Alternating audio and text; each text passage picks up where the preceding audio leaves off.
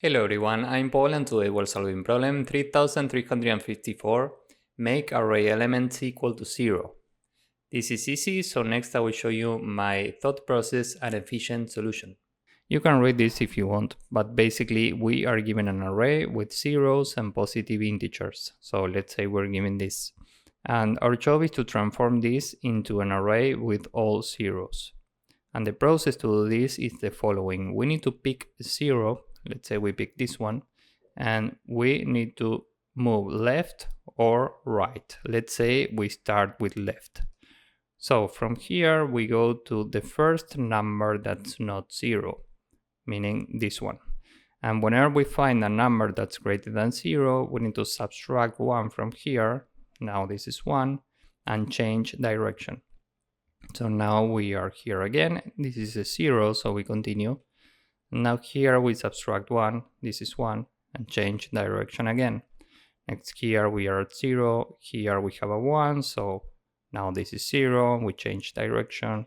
Next we are here again, this is a 1, so this is now 0, and we change direction. So this is 0, next we are here, this is also 0, and next we are out of bounds.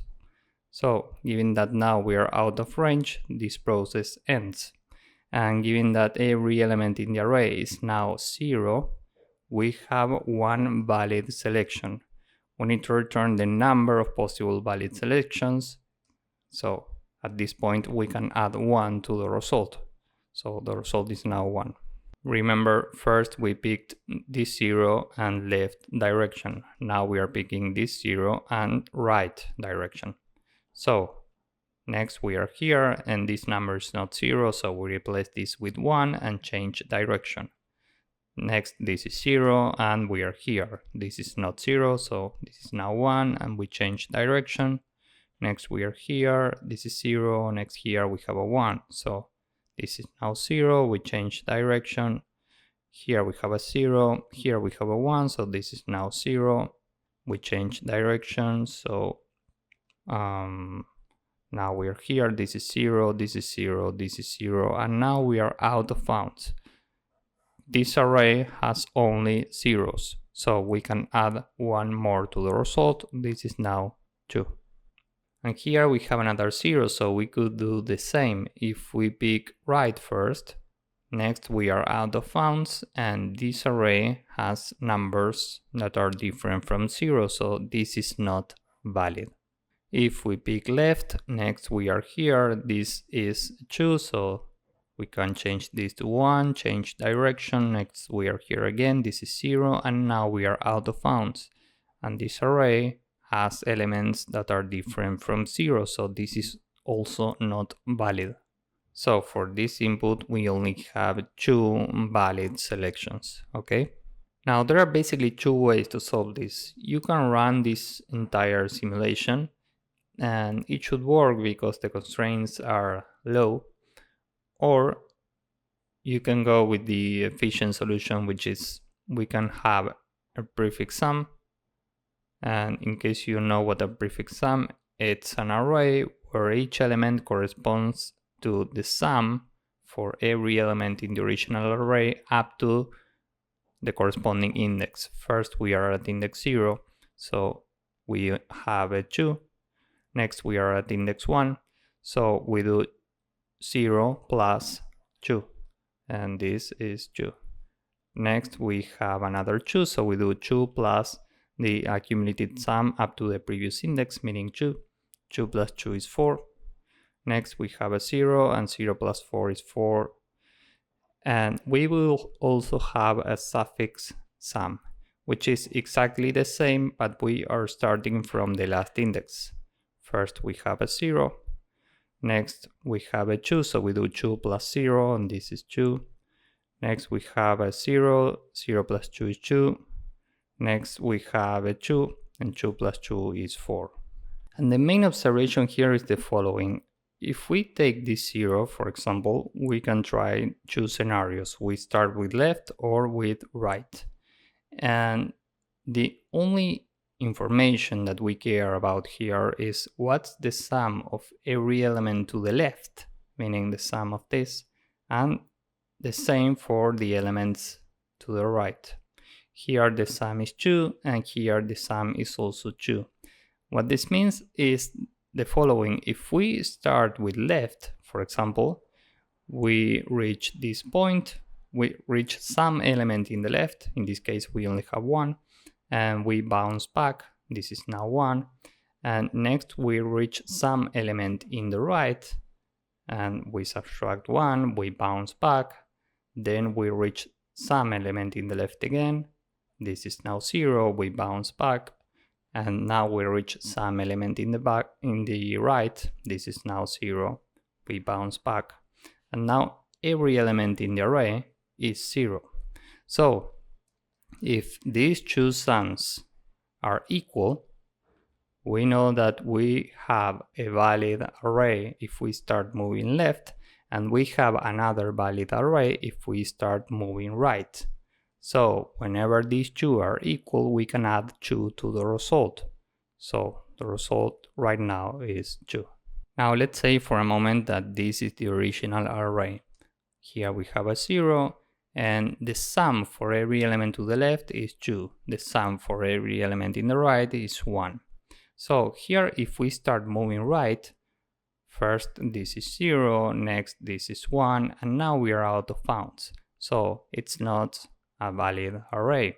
Now if we start moving left, we know that the sum of every element on this side is 2, the sum here is 1, next we are here, so we subtract 1, we bounce back, next here we subtract 1, this is 0, next we are here, this is 0, next we are out of bounds, and now every element here is 0.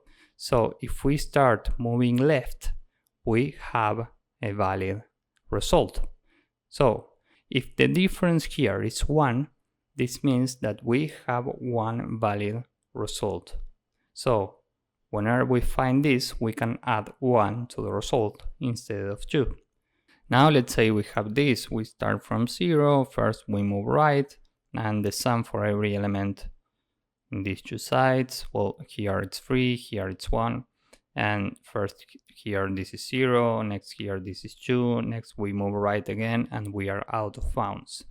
And given that here we have a 2, this is not a valid result.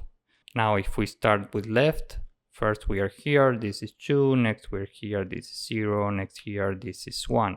Next we are out of bounds, and given that here we have a 1, this is not a valid result.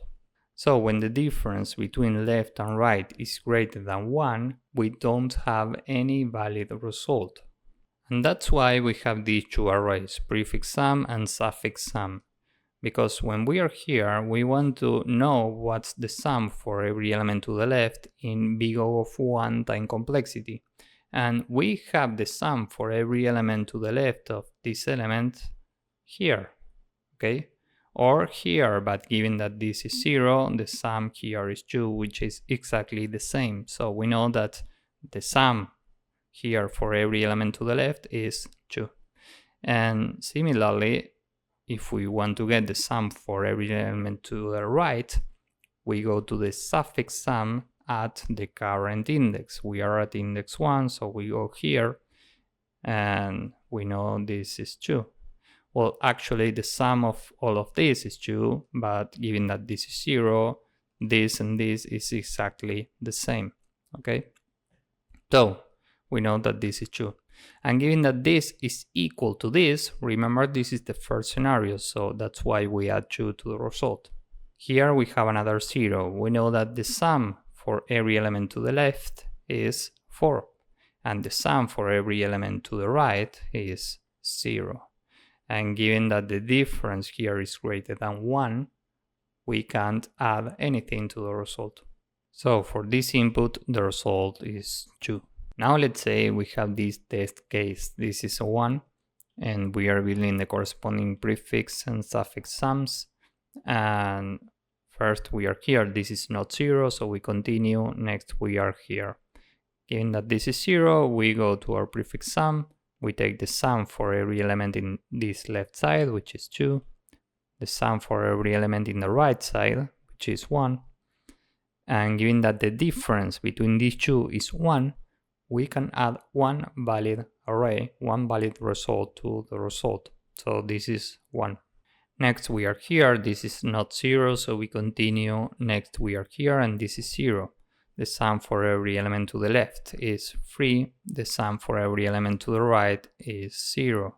And given that the difference between these two is greater than 1, we can't add anything to the result and we return 1. Time and space complexity for this solution will be big O of n, because we are iterating this from left to right and we are building these two arrays, prefix sum and suffix sum. With this in mind, let's go with the code and hopefully you will get the idea. First, n is the length of nums.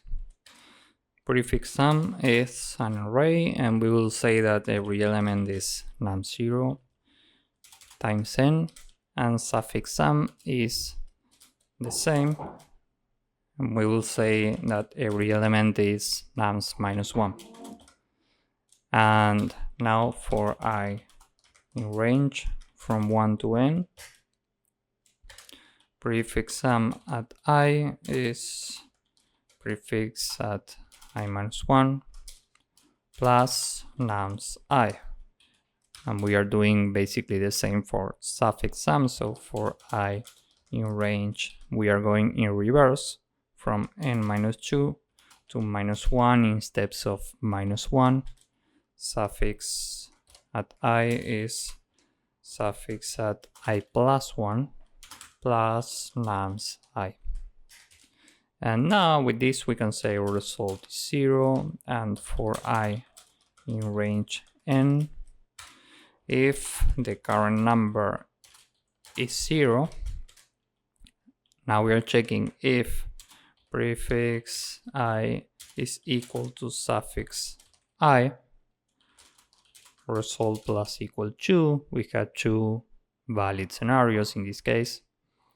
Else if the absolute difference of prefix and suffix is equal to 1, we have one valid scenario.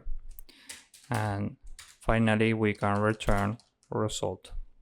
So this is the entire code. Now let's submit this and see if it works.